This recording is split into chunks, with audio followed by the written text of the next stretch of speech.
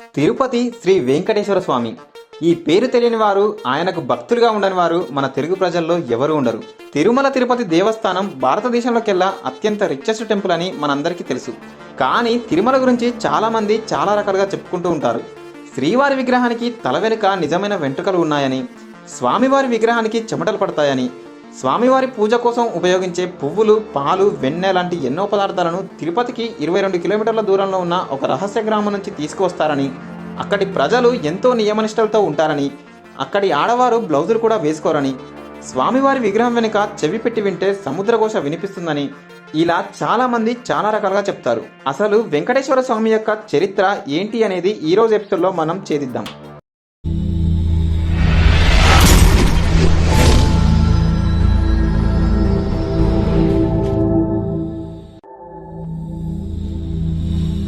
పురాణాల ప్రకారం నారదుడు బ్రహ్మదేవుడి యొక్క కుమారుడు.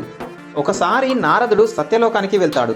అక్కడ బ్రహ్మదేవుడు తామర పువ్వులో కూర్చొని పక్కన సరస్వతీదేవి వీణ వాయిస్తుంటే ఆ సంగీతాన్ని వింటూ ఉంటాడు. నారదుడు బ్రహ్మతో, తండ్రి, కృష్ణావతారం ముగిసిన తర్వాత విష్ణువు మరొక అవతారాన్ని అవతరించలేదు. భూలోకంలో పాపాత్ముల సంఖ్య పెరిగిపోతూ వస్తుంది. ఆ లోకంలో దుష్ట శిక్షణ, శిష్ట రక్షణ చేయడానికి మళ్ళీ సమయం వచ్చింది. ఆ శ్రీహరి మళ్ళీ అవతరించాలంటే ఏదైనా ఉపాయం ఉంటే చెప్పండి అని అడుగుతాడు. దానికి బ్రహ్మదేవుడు, నారద, నువ్వు నీ సంకల్పంతోనే ఎన్నో పనులు చేశావు. ఈ కార్యాన్ని కూడా నువ్వే జరిపించు. నీకు నా ఆశీస్సులు ఎప్పటికీ ఉంటాయి అని చెప్పి పంపాడు. ఒకసారి లోక కళ్యాణం కోసం కశ్యపాది మునీంద్రులు గంగానది తీరంలో ఒక యజ్ఞం చేస్తూ ఉంటారు. నారదుడు వారిని చూసి ఆ మునుల దగ్గరికి వెళ్ళి, మునీశ్వరులారా, మీరు లోక కళ్యాణం కోసం చేస్తున్న ఈ యజ్ఞం మంచిదే, కానీ ఈ యజ్ఞ ఫలాన్ని ఎవరికిస్తారు? అంతటి యోగ్యుడు ఎవరని మీరు అనుకుంటున్నారు అని అడిగాడు. అప్పుడు వారు, బ్రహ్మదేవుడు గొప్ప కాబట్టి అతనికే ఇవ్వాలని, మరికొంతమంది విష్ణుదేవుడు గొప్ప కాబట్టి విష్ణువుకే ఇవ్వాలని, ఇంకొంతమంది శివుడే గొప్ప కాబట్టి శివుడికే ఇవ్వాలని వారిలో వారు గొడవ పెట్టుకుంటున్నారు.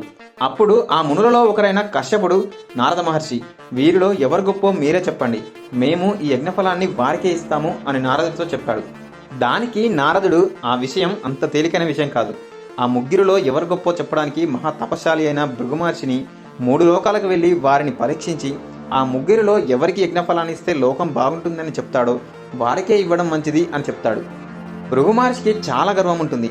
దానికి కారణం అతడి కాలి కింద ఉన్న అజ్ఞాననేత్రం, అంటే 3వ కన్ను. అది తన కాళ్ళ కింద ఉంటుంది. నారదుడికి ఈ విషయం తెలుసు. అందుకే కావాలని భృగు మహర్షిని పంపిస్తే అతడి గర్వం ఎలాగైనా తగ్గుతుందని భృగు మహర్షిని సెలెక్ట్ చేశాడు. యజ్ఞం యొక్క ఫలం ఎవరికిస్తే మంచిది అని తెలుసుకోవడానికి భృగు మహర్షి 3 లోకాలు తిరగడానికి బయలుదేరాడు. ముందుగా తను సత్యలోకానికి వెళ్తాడు. అక్కడ బ్రహ్మదేవుడు తామర పువ్వులో కూర్చొని సరస్వతి వీణ వాయిస్తుంటే ఆ మ్యూజిక్ని ఎంజాయ్ చేస్తూ ఉంటాడు. భృగు మహర్షిని పట్టించుకోకుండా, కూర్చోవడానికి కూడా పిలవకుండా అలా ఉండిపోతాడు. అది చూసిన భృగు మహర్షికి చాలా కోపం వచ్చి బ్రహ్మదేవుడితో, మీరు దేవతలనే కదా, మీకు ఇంత అహంకారం, ఇప్పటి నుంచి నీకు భూలోకంలో ఎటువంటి గుడులు, పూజలు జరగవు, ఇదే నా శాపం అని చెప్పి అక్కడి నుంచి బయలుదేరుతాడు. తర్వాత భృగు మహర్షి కైలాసానికి వెళ్తాడు. అక్కడ శివుడు పార్వతీదేవితో కలిసి నాట్యం చేస్తూ ఉంటే ప్రమదగణాలు, నంది, భృంగి శివనామస్మరణలో మునిగిపోతారు. అప్పుడే భృగు మహర్షి అక్కడికి వస్తాడు. భృగు మహర్షి రాకను గమనించిన శివుడు, నాట్యం చేస్తూనే నేను నిన్ను చూశాను, వస్తాను ఆగు అని నాట్యభంగిమతో సైగ చేశాడు. అది చూసి అర్థం కాక, నేను వచ్చినా కూడా నన్ను పట్టించుకోకుండా శివుడు పార్వతితో కలిసి నాట్యం చేస్తున్నాడని భృగు మహర్షికి కోపం వచ్చి, ఇక నుంచి నీకు ఆకారం లేకుండా లింగ రూపంలోనే పూజలు జరుగుతాయి, ఇదే నా శాపం అని చెప్పి అక్కడి నుంచి వైకుంఠంకి వెళ్తాడు. వైకుంఠంలో పాల సముద్రంలో 1000 పడగల ఆదిశేషు పైన విష్ణువు పడుకొని ఉంటాడు. పక్కన లక్ష్మీదేవి విష్ణు యొక్క కాలు నొక్కుతూ ఉంటుంది. అది గమనించిన భృగు మహర్షి లోక కళ్యాణం కోసం చేసిన యజ్ఞఫలాన్ని ఇద్దామని వస్తే వీరందరూ వీరి భార్యలతో సమయాన్ని గడుపుతూ ఉన్నారు, వచ్చిన వారిని కూడా పట్టించుకోవట్లేదు అని మహర్షి యొక్క ఈగో బాగా హర్ట్ అయి కోపంతో వెళ్లి విష్ణువు యొక్క గుండెలపైన తన కుడికాలతో ఒక్క తన్ను తన్నాడు. విష్ణువు సడన్ గా లేచి భృగు మహర్షిని శేషతల్పం పైన కూర్చోపెట్టి, మహర్షి, నన్ను క్షమించండి, మీ రాకను నేను గమనించలేదు. నా గుండెలపైన మీరు తన్నడం వల్ల నా ఆభరణాలు గుచ్చుకొని మీ పాదాలకు గాయమేమన్నా అయిందా అని భృగు మహర్షి పాదాలను పట్టుకొని ఆ పాదాలను ఒత్తుతూ ఆయన అరికాలలో ఉన్న అజ్ఞాన నేత్రాన్ని చిదిమివేశాడు. వెంటనే భృగు మహర్షికి అజ్ఞానం పోయి, మహానుభావ, నన్ను క్షమించండి, మీ పట్ల నేను ఇలా చేసినందుకు చాలా సిగ్గుపడుతున్నాను, నా పాపానికి ప్రాయశ్చిత్తమే లేదు, నన్ను క్షమించండి, మేము జరిపించిన ఈ యజ్ఞఫలాన్ని మీరే స్వీకరించండి అని చెప్తాడు. దానికి విష్ణువు, ఆ యజ్ఞఫలాన్ని తర్వాత తీసుకుంటాను అని చెప్పి భృగు మహర్షిని క్షమించి ఏమీ అనకుండా పంపిస్తాడు. ఇదంతా పక్కన ఒకరు నిల్చొని చూస్తున్నారు. ఆవిడే లక్ష్మీదేవి. లక్ష్మీదేవికి పట్టారని కోపం వచ్చింది. లక్ష్మీదేవి విష్ణువు యొక్క వక్షస్థలంలో నివాసమై ఉంటుంది. అలాంటి వక్షస్థలం పైన ఒక సాధారణ మానవుడు తన కాలితో తన్నాడు అంటే ఇండైరెక్ట్గా లక్ష్మీదేవి మీద కాలు మోపినట్టే. లక్ష్మీదేవి విష్ణువుతో, అతడు మీకు ఎంత రిలేషన్లో అయినా ఉండనివ్వండి, కానీ నా ముందే నా భర్తను ఒకరు తన్నడం నేను సహించలేను. ఈ లోకాన్ని నడిపించే మీరు భృగు మహర్షి అలా చేస్తే కనీసం కోప్పడం కూడా కోప్పలేదు అని చెప్తుంది. దానికి విష్ణువు, లక్ష్మి, భృగు మహర్షి మనకి బిడ్డ లాంటివాడు, పైగా మనకు భక్తుడు. పిల్లలు చేసిన తప్పులు తల్లిదండ్రులు క్షమించాలి, మనం భృగు మహర్షిని క్షమించి వదిలేద్దాం అని అన్నాడు. కానీ దానికి లక్ష్మీదేవి ఒప్పుకోలేదు. మీరెన్ని చెప్పినా నేను మీ మాట వినను. ఇక నేటితో మన రుణబంధం విడిపోయింది. నాకు నా భర్తకు గౌరవం లేని చోట నేను ఉండలేను. నన్ను ఇంత అవమానించిన ఆ భృగు మహర్షిని నేను వదిలిపెట్టాను. అతడు మనల్ని వేరు చేశాడు. ఇంతటి అపరాధం చేసిన ఆ భృగుకి, అతని బ్రాహ్మణ జాతికి ఇదే నా శాపం. బ్రాహ్మణ జాతి వారందరూ దరిద్రులై విద్యను నమ్ముకొని జీవించదరుగాక అని శపించి వైకుంఠం నుంచి వెళ్ళిపోయింది. అక్కడి నుంచి లక్ష్మీదేవి కొల్లాపూర్కి వెళ్ళి అక్కడ తపస్సు చేయడం మొదలుపెట్టింది. కొల్లాపూర్ అంటే ఇప్పటి మన మహారాష్ట్ర. లక్ష్మీదేవి వెళ్ళిపోయింది కాబట్టి విష్ణుదేవుడికి ఏమీ లేదు. ఎందుకంటే లక్ష్మి అంటే సంపద ఒక్కటే కాదు, ఆరోగ్యం, ఐశ్వర్యం, మనశ్శాంతి అన్ని రకాలకు మూలం లక్ష్మీదేవే. లక్ష్మీదేవి లేని వైకుంఠం విలవిలలాడిపోయింది. లక్ష్మీదేవి లేకుండా వైకుంఠంలో ఉండలేక లక్ష్మీదేవిని వెతుక్కుంటూ విష్ణువు తిరుగుతున్నాడు. అన్ని లోకాలు తిరిగాడు, కానీ భూలోకాన్ని మాత్రం విష్ణువు తిరగలేదు. ఎందుకంటే లక్ష్మీదేవికి భూలోకం అంటే ఇష్టం ఉండదు. భూలోకంలో రక్త మాంసాలుంటాయి కాబట్టి లక్ష్మీదేవికి భూలోకం అంటే ఇష్టం ఉండదు.